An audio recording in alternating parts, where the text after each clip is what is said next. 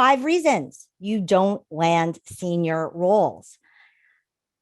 So the first is you over rely on your resume. And what I mean by that is, so I'll give you a very real life example. I'm currently working on a chief operating officer search for a biotech startup. And the very first thing that I did with that search to, um, it wasn't to solicit resumes. It wasn't to post the job anywhere. It was actually to work my network. And I'm not talking about my family and my close friends. I'm talking about, I jumped right into thinking about, okay, who do I know in the biotech space, specifically pharma, more broadly, operations, more broad than that even. And where did I go for that? Well, I went, of course, into my contacts, but also into LinkedIn. And I also did searches on LinkedIn. And so even well before I was thinking about candidates and soliciting resumes from them, I was looking at online profiles and I was tapping word of mouth. And so resume really is just one source, and it actually doesn't come into play until later on. And I find that to be true the more senior and the more targeted the search is. And just keep in mind that, I've recruited for interns. I ran campus recruiting when I was at Time Inc. all the way through these C-level searches. And I can tell you that the resume is just one piece of it. Secondly, and it's related to this, you don't hear about jobs fast enough. So in that previous example, I talked about tapping my network, and I was describing the search. And keep in mind that a lot of senior searches in particular, much more so than certainly intern or entry level searches, or even experienced individual contributor searches or junior managers, these searches tend to be confidential. Perhaps someone is already in that role. We don't want to tell the world that this role is open or is going to be open soon. And so you're not broadly broadcasting or posting these roles. And so if you, as a prospective candidate, aren't tapped in to the network that's going to let you know about these roles, if you are not going to be top of mind for recruiters and the hiring teams, you're not going to hear about these roles until they are well on their way to being filled. And so something that you want to think about for yourself is, am I connected to people who tend to hear about these things? And will they think of me? And will they think of me for the right level and for the right roles?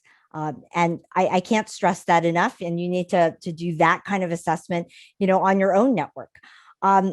You're not as senior as you think.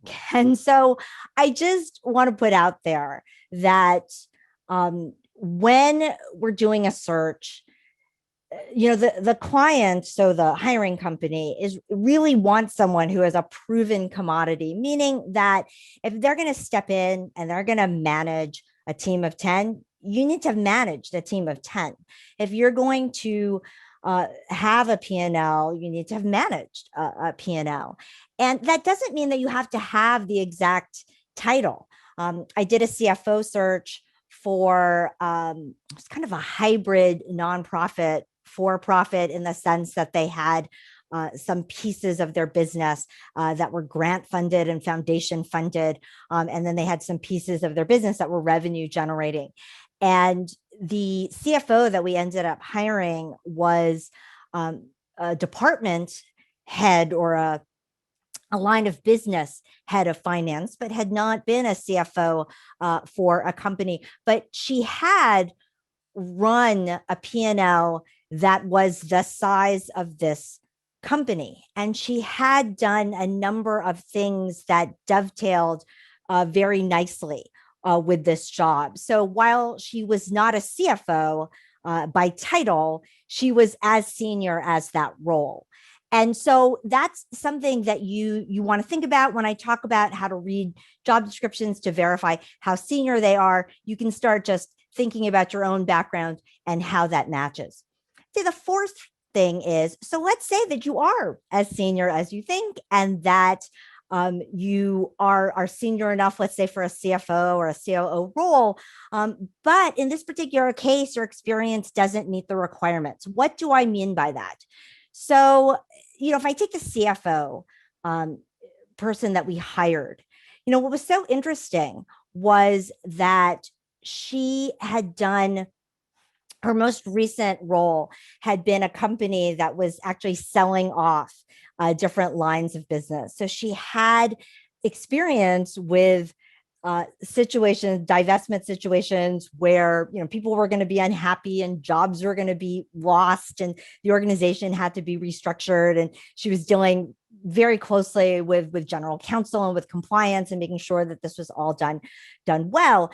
And the company that ended up hiring her was also in not divestment specifically, but they were in a situation where there was a morale situation, some restructuring that needed to be done, some renegotiation of contracts. And they felt that her experience in particular really matched the work environment and the market condition that this business was going to be in. Now, had she been another type of CFO, and I've been in searches where it wasn't a CFO search, but it was an HR search. It was a rapid growth situation. And so they needed someone who, on the flip side of it, could deal with having maybe 10 people, and then all of a sudden it's 100 people, and all of a sudden it's 1,000 people. They were dealing with exponential growth. Very, very different kind of background. And so you might have let's say the project management, the team management, the P&L, and you might be a great finance person or a great HR person or whatever it is, but the business condition that the company is facing and what they're looking for isn't something that you've experienced in your background, and they might really want that. So just keep in mind that not all C-level roles are created equal.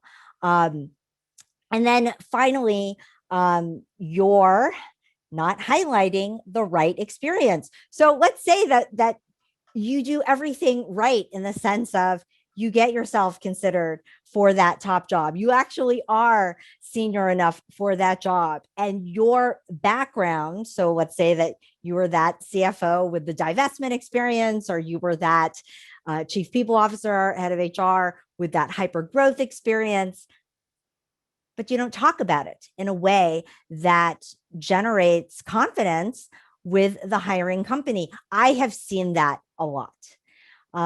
And I'm not exactly sure, I think a lot of it is practice, honestly. When I work with my clients who are in these types of executive level hiring processes, there are rounds and rounds of interviews. There is work product that they need to demonstrate. They probably will need to meet with board members and have panel interviews with definitely more than one, more than two, sometimes as many as 10 interviewers at a time. And yeah, sometimes it happens virtually, which makes it even trickier. And so there are a lot of moving parts, and there's a lot of practice, honestly, that needs to happen in these situations. There also is a lot of, I'm going to call it pushback, and I want to say it's polite pushback. It's an interview situation. You're going to be probed for the level of your experience, for the details. People want to know that the things that you said you did, you actually did. And so the level of probing and pushback that you will experience as an executive level candidate is difficult for you if you're not used to that kind of thing. And so a lot of what I do with my executive level clients is role play, because it's different than you remember. And for many job seekers, gunning for senior roles, maybe it's been 3, 4, 5 years or more since you've interviewed. And so you really, when you're at that final round situation, you want to be as prepared as you can be, and you want to make sure that you are highlighting the right experience. Remember, when you get to a senior level, you have a number of jobs you can talk about. You have a number of projects that you can talk about, and you're not going to be talking about everything. You don't have time to talk about everything. And so it's really being judicious and strategic about what it is that you talk about.